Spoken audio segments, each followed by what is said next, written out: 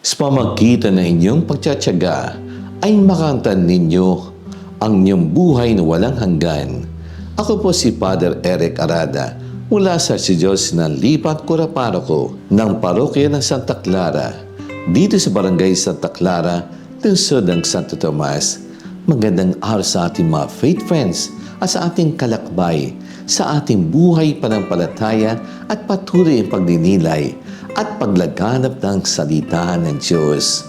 Ang ebanghelyo natin ay nakakatakot at ang tunog ay mapanghanib, ngunit ito ay isang talagang ebanghelyo upang magbigay sa atin ng lakas at pag-asa sa mga maghihirap nating panahon.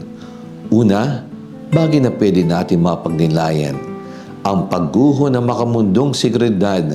Nagsimula ito sa paghanga ng mga alagad sa kadakilaan at kagandahan ng Templo ng Jerusalem.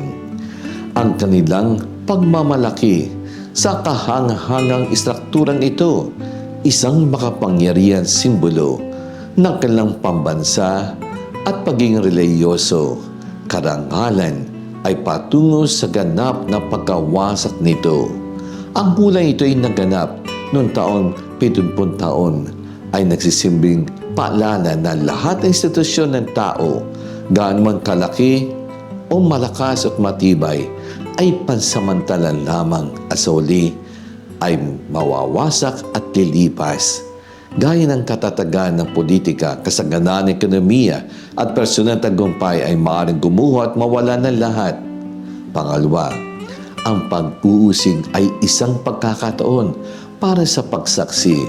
Pinauna ni Jesus ang kanyang malagad na may dadating na pag-uusig sa kanilang harapin. Sila arestuhin, ikukulong at ipagkakanulo ng pamilya at mga kaibigan, lahat para sa kapakanan ng kanyang pangalan.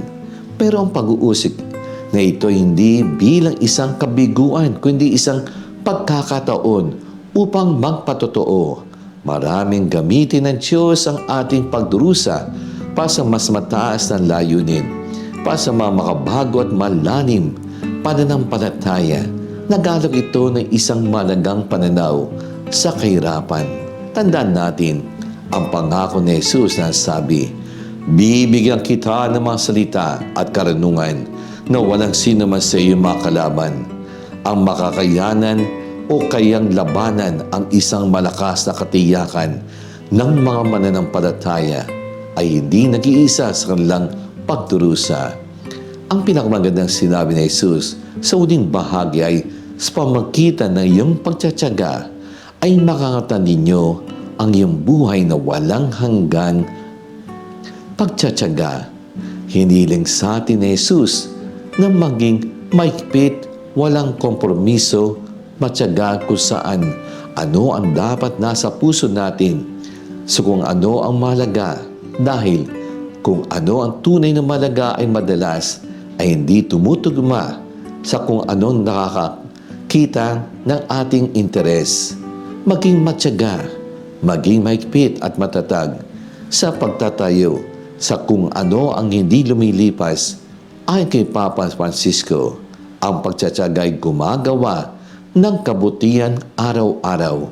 Ito'y manatiling hindi nagbabago sa kabutihan, lalo na kapag ang katotohanan sa paligid natin ay nag-udyok sa atin na gawin ang iba. Manalangin tayo.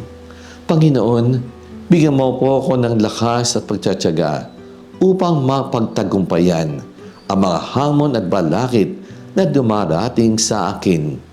Tulungan niya ako po magtiyaga sa mga kagipitan at magtiwala sa iyong plano para sa aking buhay.